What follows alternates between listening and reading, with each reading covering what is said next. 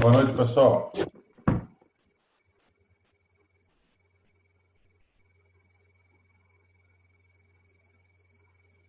Boa noite, professor.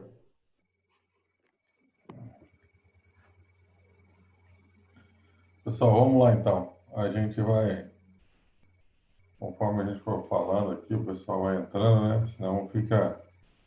Nosso tempo já é curto, né? Então, senão não dá tempo de falar nada. Pessoal, gostaria de saber se vocês estão visualizando aí a tela. Está dando para ver aí.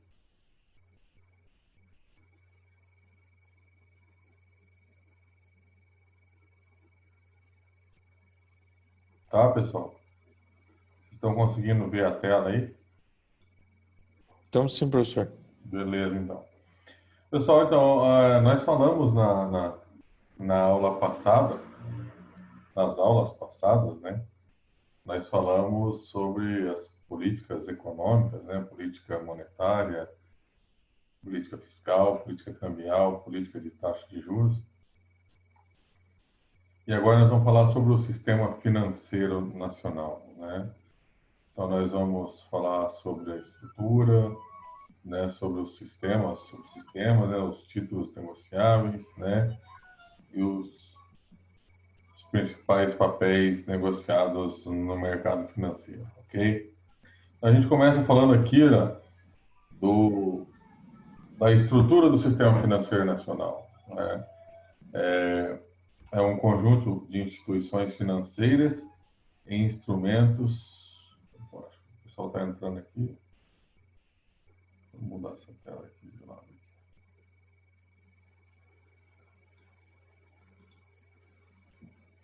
Conjunto de instituições financeiras e instrumentos financeiros que visam transferir recursos dos agentes econômicos, pessoas, empresas e governo, superavitários para os deficitários. Ou seja, pessoal, não existiria sistema financeiro se não tivesse aqueles que, na verdade, têm sobra de dinheiro, né, fazem poupança, e aqueles que gastam mais do que têm e precisam pegar dinheiro emprestado, né? Então, assim, o sistema financeiro só existe em função disso, né? Porque sempre vai ter aqueles que querem poupar, que querem investir, que querem, como diz o termo mais pejorativo, especular, né? E aqueles que precisam de dinheiro, né? E precisam recorrer aos agentes financeiros, né? Para satisfazer aí a sua necessidade de crédito, né? E quem que controla tudo isso, né? Quem controla todo o sistema financeiro nacional? O sistema financeiro nacional, de uma forma geral, ele é controlado por um único órgão, que é o Conselho Monetário Nacional, né? O Conselho Monetário Nacional é o conselho, né, da política, né, que trata basicamente da política monetária. É um conselho que vai tratar todas as normas, todas as diretrizes, né, para se manter um equilíbrio da economia, né, um equilíbrio de toda a parte monetária da economia, né, e ele, a partir do momento que ele, só um minutinho, a partir do momento que o Conselho Monetário Nacional ele então edita essas diretrizes, essas regras, essas são executadas através do Banco Central. É ele que vai fazer a execução de todas essas normas, de todas essas regras, né? E vai também fiscalizar todas as instituições financeiras que estão abaixo dele, né? Abaixo do Banco Central. Então vamos ver como é que fica a estrutura. Então, o sistema financeiro nacional, né, ele vai ser dividido em subsistema normativo, onde está aí Conselho Monetário Nacional, Banco Central, Comissão de Valores Imobiliários, né, o Comitê de Política Monetária e assim por diante. E vai ter abaixo disso, né, ou executando ou tratando disso, vai ter o subsistema de intermediação, que na verdade é todo o sistema financeiro, são todas as instituições bancárias, não bancárias, auxiliares, e a gente vai ver cada uma delas mais à frente, certo?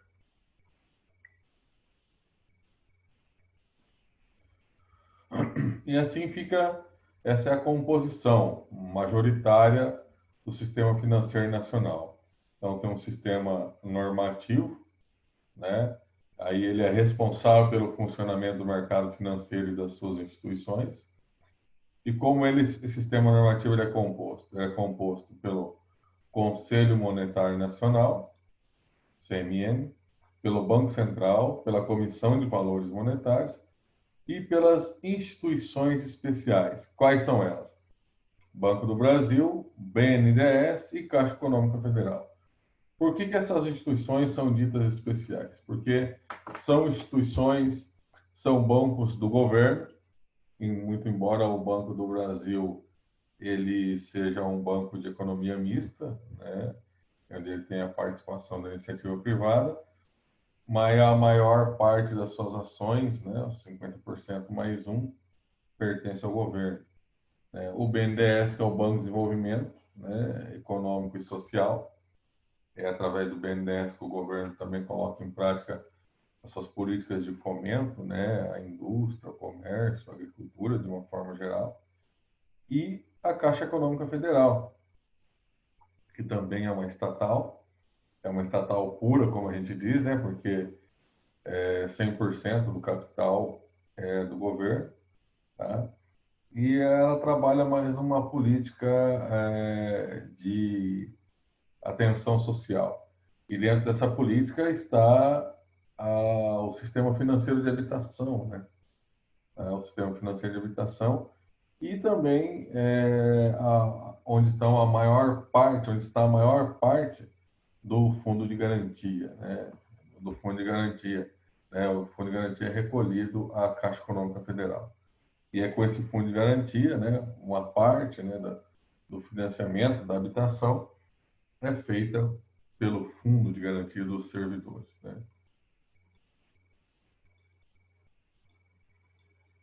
E aí nós temos o subsistema de intermediação, né? Ele é composto por instituições bancárias e não bancárias que atuam em operações de intermediação financeira. Quem são? São as instituições financeiras bancárias, instituições financeiras não bancárias, o Sistema Brasileiro de Poupança e Empréstimo, as instituições auxiliares e instituições não financeiras. Eu não vou me ater aqui para falar delas nesse momento, que a gente vai passar cada um dos slides, né? E a gente vai ver aí já o conceito e a gente vai falando em cima do conceito de cada uma dessas instituições. Então, voltando então aqui na questão do subsistema normativo, né? Então a gente vai ver quais são, né? Quem são, na verdade, essas instituições que compõem esse subsistema normativo.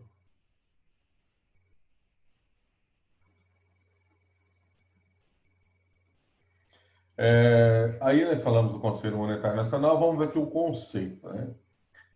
A finalidade principal dele, formulação de toda a política de moeda e do crédito. Então, a principal finalidade do Conselho Monetário Nacional é controlar a quantidade de moeda na economia, né, e o fornecimento de crédito. Então, isso vem aqui, ó, objetivo atender aos interesses econômicos e sociais do país. Objetivando, né, atender aos interesses econômicos e sociais. Por quê? Porque o que acontece? Se a gente sabe que se há um excesso de moeda na economia, né, um excesso de crédito, a gente tende a uma inflação, né? E também o interesse social. Por que acontece? O Conselho Monetário Nacional também regula a taxa de juros. E onde que isso impacta socialmente? Impacta na questão do emprego, né? Se no caso você passa a ter uma taxa de juros muito alta na economia, né? Você acaba desestimulando o investimento nas empresas, né? né? Você não fomenta a produção, né? E você faz com que parte do capital estrangeiro que viria para o Brasil para ser investido em produção vá para a especulação financeira. Então, por isso, essa atuação do Conselho Monetário Nacional. Então, ele vai fixar as diretrizes e as normas da política cambial, né, que nós já falamos sobre o que é e como funciona essa política cambial, né, sobre a questão do dólar, principalmente, né, quais os efeitos do dólar alto e baixo na economia, regulamenta as operações de câmbio, né, controla a paridade da moeda e o equilíbrio do balanço de pagamentos. Por quê? O que acontece? A gente tem uma chamada âncora cambial, né, ou seja, a âncora nada mais é do que é, a nossa moeda atrelada a uma moeda estrangeira, no caso o dólar americano, né, que é considerado uma moeda universal, e a valorização ou desvalorização dessa moeda afeta, né, diretamente a questão do balanço de pagamentos, como nós vimos lá, né, porque se hoje eu valorizo a moeda nacional, consequentemente eu posso ter uma queda considerável na, na balança comercial, né? E se eu também desvalorizo muito a moeda, eu tenho um problema sério com relação à dívida externa, né? Ela se torna muito onerosa, daí difícil de pagar, os juros se tornam muito altos, ok? É,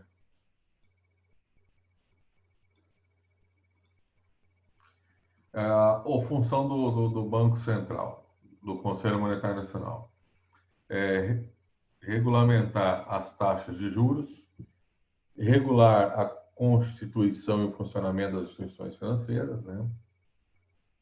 Fixar índices de encaixe, capital mínimo e normas de contabilização. Pessoal, aqui, ó, esse índice de encaixes nada mais é do que uma reserva que os bancos devem ter para fins precaucionais, né? E isso foi adotado através de leis, de normas, para que os bancos brasileiros não quebrem, como quebraram os bancos norte-americanos no ano de 2008, né? Deu aquela crise, aquele problema todo. Por que aconteceu? Na verdade, eu acho que uma das culturas mais consumistas que existe no mundo são os americanos, né? E na época, os bancos quebraram por quê? Muitas pessoas tomando empréstimos e chega um momento que há uma recessão econômica e quando há uma recessão econômica, meu amigo, se você tem uma dívida, a primeira dívida que você vai deixar de pagar é com o banco, né? Você vai pagar a tua água, a tua luz, o mercado, entendeu? E o banco é o primeiro que você corta.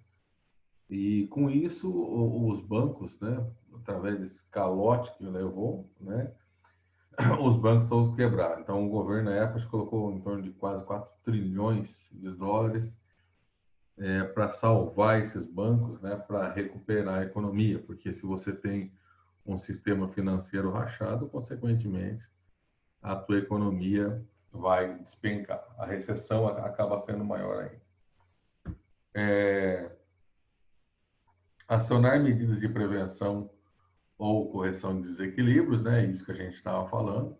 Então, o Conselho Monetário atua, né, no sentido de prever e corrigir esses desequilíbrios financeiros, disciplinar o crédito e orientar na aplicação dos recursos e regular as operações de redesconto e as operações no mercado aberto. Então, as operações de redesconto nós já comentamos sobre o que é, né? Aquela taxa que o Banco Central cobra dos bancos comerciais que tem que tomar empréstimo, né, para suprir as suas necessidades de caixa. E as operações de mercado aberto nada mais são do que que nós já comentamos, a emissão dos títulos, né? Os títulos federais, principalmente, né, que o governo faz e coloca no mercado, não só para suprir as suas necessidades de caixa, de dinheiro, de investimento, mas também como forma de regular a moeda da economia, a quantidade de moeda, né? Quando o governo coloca, ele vê que tem um excesso de moeda, está havendo um consumo desenfreado, o governo coloca esses títulos à venda, justamente para retirar um pouco desse dinheiro da economia, né? Com taxas de juros atrativas, as pessoas deixam de consumir para aplicar esse dinheiro na compra desses títulos, ok?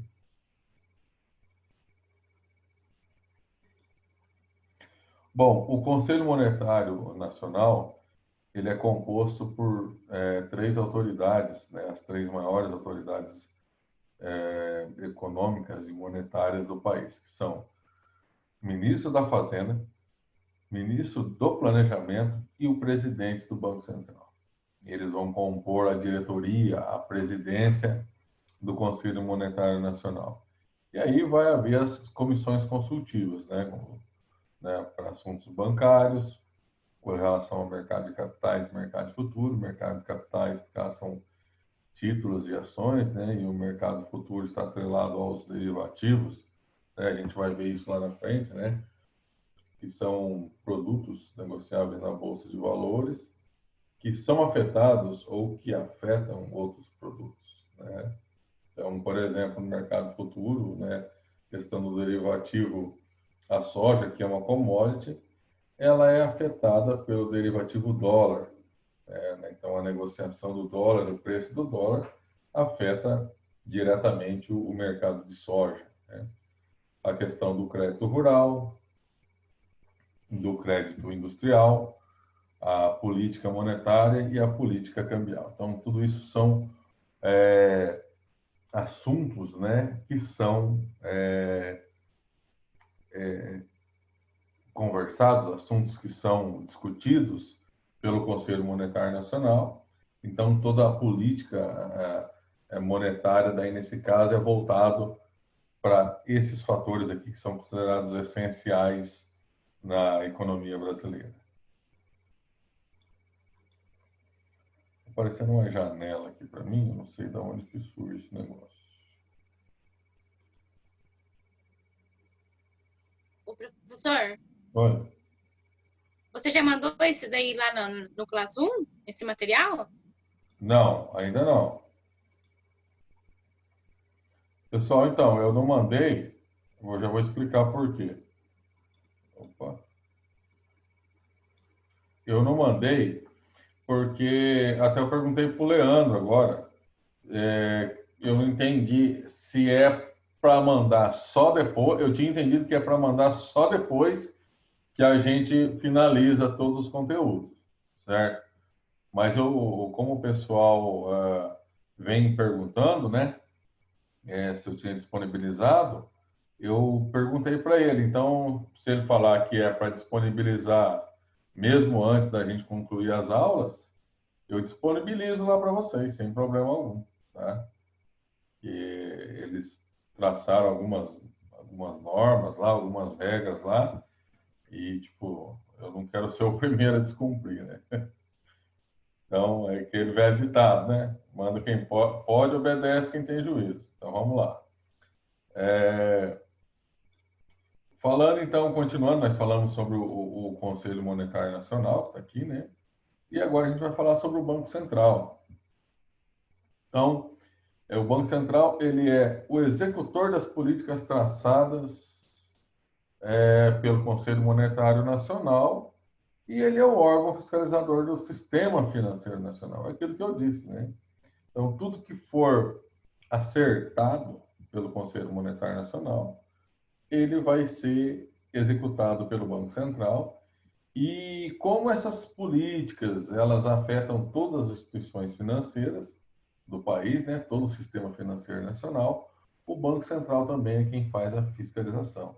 Então, o Banco Central, ele é um órgão do governo, né, que vai fazer todo esse trabalho, quer dizer, todo o controle, né, do sistema financeiro nacional é feito pelo Banco Central. Então, olha lá, é o banco fiscalizador e disciplinador do mercado financeiro. Então, todo o mercado financeiro está vinculado a essas normas, essas regras, né? E quem faz esse controle é o Banco Central.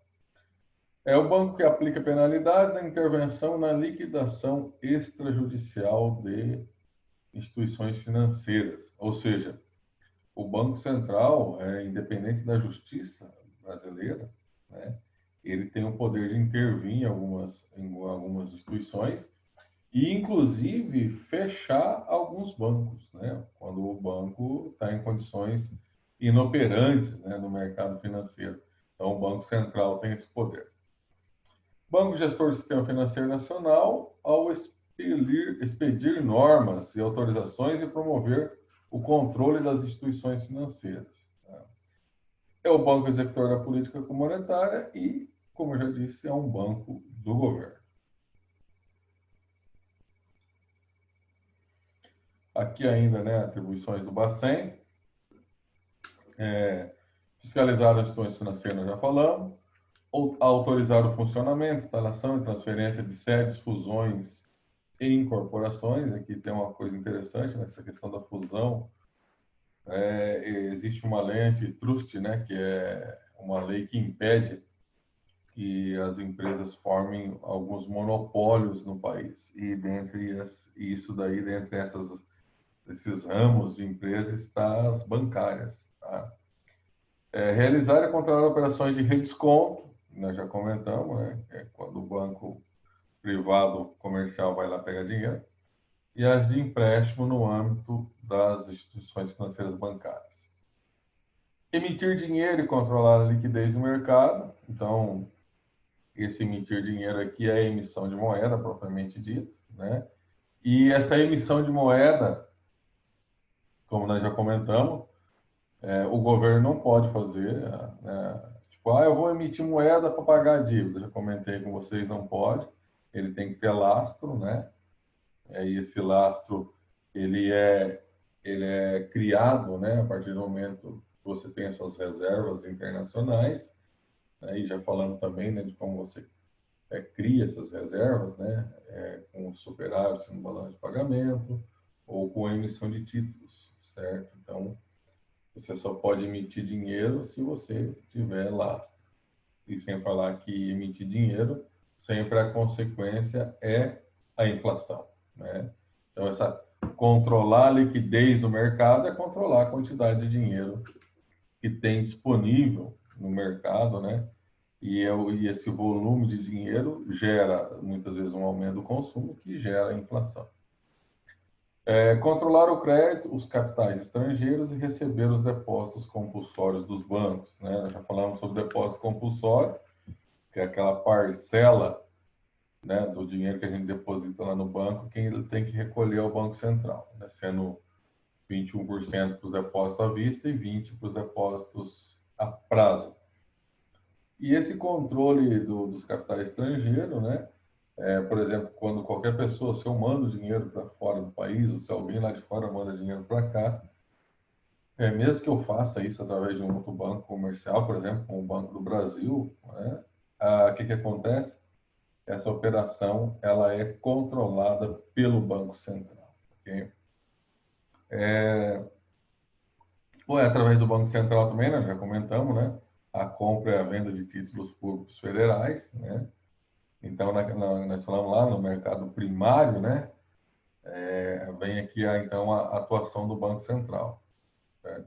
Supervisionar o sistema de compensação de cheques, não sei nem falar o que é, e receber depósitos compulsórios das instituições financeiras e executar operações de política monetária. Já falamos também. Bom, então nós falamos, né, do Conselho Monetário Nacional, nós falamos do Banco Central, e existe mais um órgão aí que fiscaliza, né, todo o sistema financeiro, né? E só que esse órgão, ele tem seu trabalho direcionado mais para a Bolsa de Valores, né, que é a Comissão de Valores Imobiliários, né? Qual que é a função dela? Incentivar a poupança no mercado acionário, estimular o funcionamento das bolsas de valores das instituições operadoras do mercado acionário, assegurar a lisura nas operações de compra e venda de valores imobiliários, promover a expansão dos negócios no mercado e proteger os investidores do mercado nacional. Então, assim, a Comissão de Valores Imobiliários registra, né, e fiscaliza todas as operações da Bolsa de Valores, né, Bolsa de Mercadorias e Futuros, mas também as operações, né, que é o mercado de balcão, que se diz, né? O mercado de balcão nada mais é do que aquele mercado, né, a compra e venda de títulos, de ações, que não passa pela Bolsa de Valores, né? Então, são pessoas negociando entre si títulos, ações, sem passar pela Bolsa de Valores, fazendo isso através de corretoras, de algumas empresas, de algumas financeiras. E, claro, né, embora não passe pela Bolsa de Valores, é preciso que se faça o controle dessa negociação. E esse controle é feito pela Comissão de Valores Mobiliários, ok? A atuação da CVM, né? Ela atua nas instituições financeiras do mercado, as companhias de capital aberto, né? Que são as famosas SA, que são as empresas, né, que têm seu capital aberto e que, tendo capital aberto, obrigatoriamente são obrigadas a fazer a publicação dos seus balanços, né? E também a CVM controla os investidores, né? Então, não só as empresas, mas também aqueles que fazem seus investimentos, ok? Vamos falar agora um pouco sobre o Banco do Brasil, né? Qual que é a função do Banco do Brasil? Então, o Banco do Brasil é uma sociedade anônima de capital misto, controlada pela União, né? Capital misto, como eu já disse, né? Ela tem uma parte do seu capital formado pela iniciativa privada.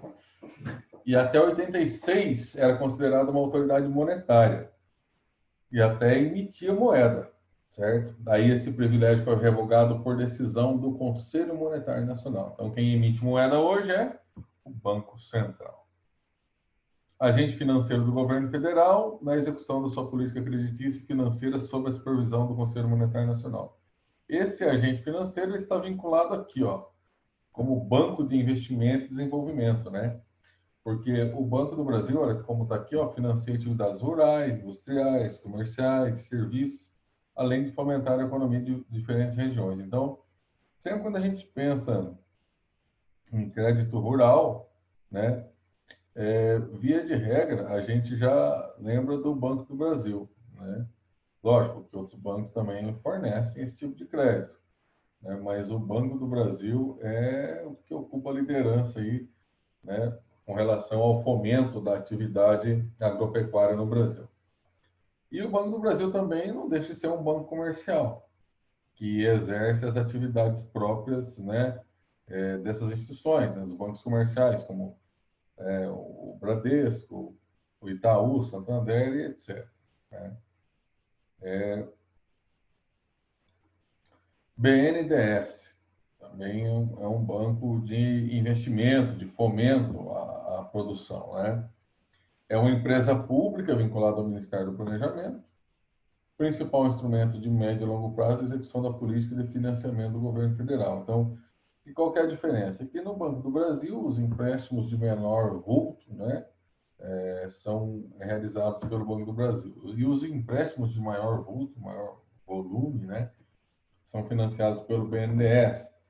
Até, né, a gente já ouviu falar, acho que todos vocês já ouviram falar, né, alguns magistrados falando aí que a Lava Jato é fichinha perto da podridão que existe no BNDES, né? Se mexer no BNDES, sai coisa ali, sai bicho cabeludo ali de dentro, né? De fraudes e mais fraudes, né? Inclusive, há um comentário que quando o governo Fernando Henrique Cardoso vendeu a Vale do Rio Doce, né, quem comprou pegou dinheiro do BNDES, ou seja, tipo, vou vender um carro para você, você não tem o dinheiro, mas eu empresto dinheiro para você comprar meu próprio carro. Interessante isso, né? No Brasil tem essas coisas. O objetivo do BNDES, né, é reequipar e fomentar empresas de interesse ao desenvolvimento do país, né? Então, esse banco foi criado com essa finalidade, de fomentar a expansão econômica do país, né, em todos os ramos, né, seja rural, agrícola, né, seja na indústria, seja no comércio, seja na prestação de serviços. Okay? Caixa Econômica Federal. É, as caixas econômicas são instituições financeiras públicas, autônomas e que apresentam um claro objetivo social. Então, assim, deixa de ser um banco, né, a Caixa Econômica, mas é um banco totalmente estatal. 100% do seu capital é do governo, né? Ela exerce as atividades dos bancos comerciais, sim, e múltiplos, né? Múltiplos porque ela não trabalha só como um banco comercial, mas também é, é um braço do governo, né? E aí, no caso, a Caixa Econômica, né? Como diz aqui embaixo, aqui, ó, é o principal agente do sistema financeiro de habitação, atuando no financiamento da casa própria. Então, o objetivo social, né, do trabalho da Caixa Econômica é o financiamento da casa própria. E esse sistema financeiro de habitação ele foi criado em 64. E com a extinção do BNH, do Banco Nacional de Habitação, a Caixa Econômica se transformou no seu órgão executivo. Então, e sem falar que, né, esses recursos do sistema financeiro de habitação, eles são financiados com recursos do Fundo de Garantia, que na verdade é uma poupança nossa, né? É um dinheiro nosso que o governo usa, né? Tanto que, se você vai comprar uma casa, vai construir, você pode utilizar o seu FGTS, nada mais justo, né? Porque daí seria assim, injusto você pegar um dinheiro, tipo do FGTS, que vai financiar a tua casa, e você pagar juros do dinheiro que é seu, né? Então, se você tem o dinheiro, nada mais justo do que você utilizá-lo aí na compra de uma casa. O Gleice está falando aqui, os professores já disponibilizaram os conteúdos. Beleza. Gleice, eu vou só, né, esperar a confirmação do Leandro, que o que ele mandou no grupo lá que eu tinha entendido era isso, a não sei que eu entendi errado, né? Mas eu já perguntei para ele, ele não me respondeu ainda, mas ele respondendo aí eu já mando lá para vocês. Ainda, Caixa Econômica Federal, administrar com exclusividade o serviço das loterias federais, né? E ela constitui-se no principal arrecadador do Fundo de Garantia. Okay?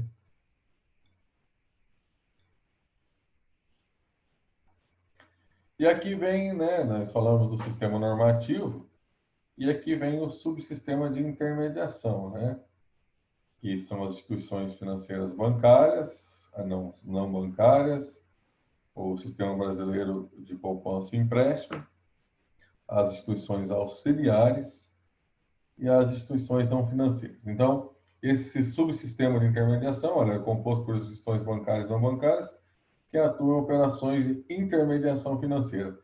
E a gente vai ver, então, como funciona cada um deles, né? O que é cada um deles e o que eles fazem, né? Que são muitos, no final. Ok? Vamos lá. Instituições financeiras bancárias. São os bancos em si, né?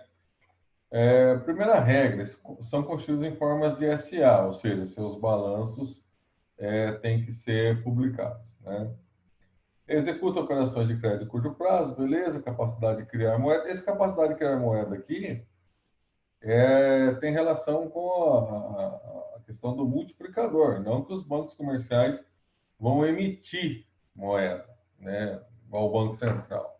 Não, eles vão criar moeda. Esse criar moeda nada mais é do que esse multiplicador. Eu vou lá, deposito um dinheiro, ele pega o meu dinheiro e empresta para o outro.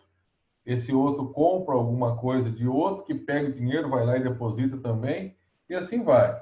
Então, é esse multiplicador. Esses bancos, eles têm uma tendência a fusões, né, a se fundirem, né? E aí toda a prestação de serviços que esses bancos comerciais fazem, que a gente sabe, né?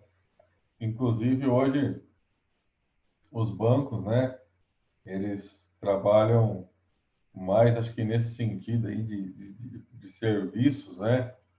Porque você vê que eles têm, assim, como meta, né, a venda de cartão de crédito, venda de título de capitalização, né, venda de seguro, é um monte de coisa que eles vão oferecer para a gente.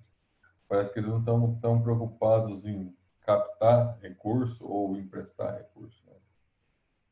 E essa classificação aqui, ó, né, o banco de varejo trabalha com muitos clientes, aí vem o banco de negócios, né, o private bank, personal bank, corporate bank, né, que na verdade são, no caso aqui, carteiras e os bancos, né, você pega um banco tipo Bradesco, Itaú, né, quer dizer, eles conseguiram consolidar isso tudo dentro de um banco só, né?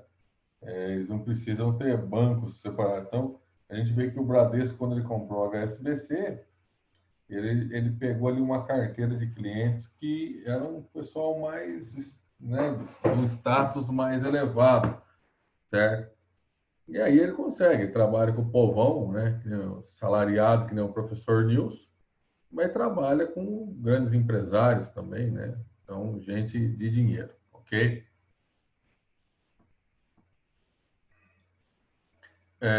Ainda, né, falando sobre instituições financeiras bancárias, opa, não mudou aqui o negócio. Tem os bancos múltiplos, né? Os bancos múltiplos, no caso aí, vamos falar que estaria caracterizado aí como banco múltiplo aí, por exemplo, o Banco do Brasil, né? O Caixa Econômica, né? Ele faz a função de banco comercial e de banco do governo, né? Que visa emprestar dinheiro e financiar algumas atividades, certo? Então, formado com base nas atividades carteiras de quatro instituições: bancos comercial, banco de investimento, desenvolvimento, sociedade de crédito, financiamento, investimento, sociedade de crédito imobiliário, né? Que são fomentam a construção civil, ok? Pessoal, para ser convidado como banco múltiplo, a instituição deve operar pelo menos duas carteiras mencionadas, sendo uma delas a de banco comercial ou banco de investimento. A criação foi uma evolução no mercado que mostrava que a segregação de operações impunha restrições ao setor financeiro, com grandes disponibilidades em algumas instituições financeiras e déficits em outras. Então, para evitar que isso acontecesse, né, criou-se os bancos múltiplos, que de início, hoje a gente tem, né, no começo, aí você pegar financiamento para casa própria, você só conseguia isso na Caixa Econômica. Hoje, praticamente todos os bancos, né, estão fornecendo esse tipo de crédito, ok? Pessoal, é o seguinte, eu vou aguardar uma olhada aqui, ver quem está presente, quem não está, né? A gente tem que fazer a chamada, né? Mas eu vou vendo aqui quem tá plugado aí, quem está ligado. E uma boa noite aí para vocês, beleza? Aí eu já vou ver com o Leandro lá se pode disponibilizar. Disponibilizando aí eu aviso vocês, beleza? Próxima aula daí a gente continua, ok? Uma boa noite para vocês, pessoal.